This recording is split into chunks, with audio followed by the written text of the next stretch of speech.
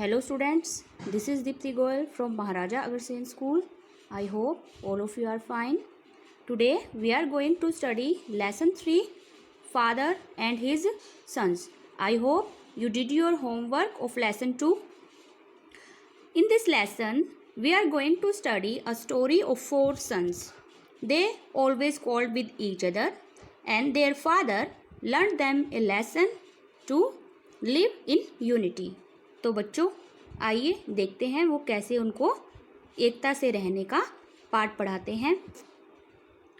Once in a village there lived a farmer. एक बार एक किसान खेत में रहता था.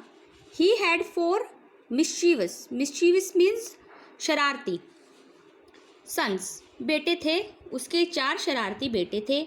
They all were very lazy. वे बहुत सुस्त थे and didn't want to do any work. और कोई भी काम नहीं करना चाहते थे. They used to pass their time either in worthless gossips or quarreling with each other.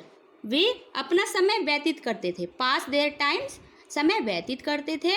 Either या तो in worthless gossips बेकार की चुगलियों में और quarreling with each other या एक दूसरे से झगड़ कर. The farmer was very worried about them. जो किसान था उनका पिता इस बात को लेके बहुत परेशान था. The farmer decided to teach them a lesson. किसान ने उनको निर्णय किया एक पाठ पढ़ाने का, एक सबक सिखाने का. One day he called all his 4 sons. अपने चारों बेटों को उसने बुलाया. He gave a bundle of sticks. एक लकड़ियों का गट्ठा दिया.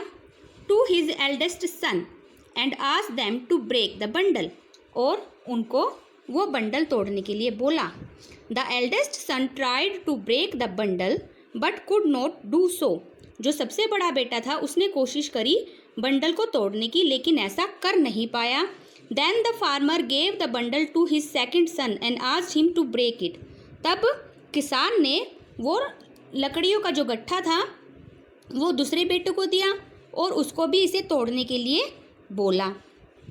ये देखिए चारों बेटे आपको दिखाए गए हैं पिक्स में लड़ते झगड़ते हुए. और फिर यहाँ जो उनके पिता ने है उनको एक ये बंडल ऑफ स्टिक्स दिया हुआ है इन बेटों को. आगे देखिए क्या होता है.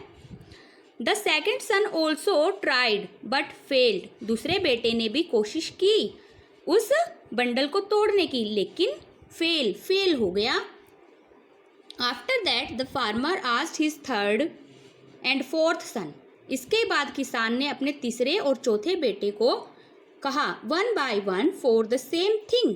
वही चीज उसी काम के लिए बोला. कौन सा काम? वो लकड़ियों का बंडल तोड़ने का. But none of them succeeded in doing so. लेकिन नन ऑफ देम कोई भी नहीं सक्सीडेड सफल हुआ ऐसा करने में. Then the farmer ordered his eldest son to untie the knot of the bundle. तब फार्मर ने ऑर्डर दिया, आदेश दिया अपने एल्डेस्ट में सबसे बड़े, उम्र में सबसे बड़े बेटे को अनटाई मीन्स खोल दे, नॉट गांठ, ऑफ द बंडल, बंडल की गांठ को खोल दे. He did so. उसने ऐसा ही किया. The farmer now gave a single stick to each of them and again asked them to break it. अब फार्मर ने एक सिंगल स्टिक, सिर्फ वो लकड़ी का गट्ठा खोलने के बाद एक स्टिक दी और उसको तोड़ने के लिए बोला. All of them broke the single stick very easily. उन सभी ने उस सिंगल स्टिक को आसानी से तोड़ दिया. Then the farmer said. तब किसान ने कहा did you see the magic. क्या तुमने मैजिक देखा? कौन सा मैजिक? चलिए देखते हैं. All of them asked surprisingly. कि सभी ने हैरानी से पूछा. अब वो लकड़ी टूट गई तो उसी को वो मैजिक बोल रहा है. What kind of magic father. किस प्रकार का जादू पिताजी?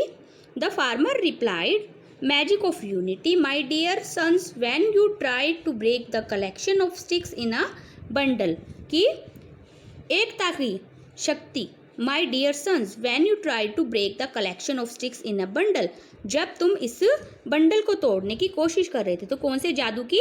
कि जब वो बंडल बंधा हुआ था तो उसमें एक जादू था, वो लकड़ियाँ टूट नहीं पाई। लेकिन जैसे ही उस बंडल को खोल दिया गया, सारी लकड़ियाँ अलग अलग हो गई, तो हर एक बेटे ने अलग अलग लकड़ी को आसानी से तोड़ दिया। But you could break the single stick very easily, लेकिन तुम सिंगल स्टिक को आसानी से तोड़ पाए। It shows that unity is so strong, ये दिखाता है कि एकता में शक्ति है। इफ यू आर अलोन, अगर तुम अकेले हो, एनीवन कैन हार्म यू, तुम्हें कोई भी नुकसान पहुंचा सकता है। If you are united, no one can dare to stand against you, अगर तुम एक हो तो कोई भी हिम्मत नहीं कर सकता आपके सामने खड़े होने की। Because being united will give you strength, कि एकता तुम्हें शक्ति देगी। All of his sons started working together thereafter, इसके बाद से सभी बेटों ने साथ काम करना शुरू कर दिया। सो यूनिटी ऑलवेज होल्ड स्ट्रेंथ, एकता में ही शक्ति होती है। बच्चों, ये आपका आज का होमवर्क है। Read the lesson 3 and right word meaning in your notebook. ये आपके वर्ड मीनिंग है जो आपको आपकी नोटबुक में लिखने हैं, और ये लेसन रीड करना है। सो बाय बाय, टेक केयर।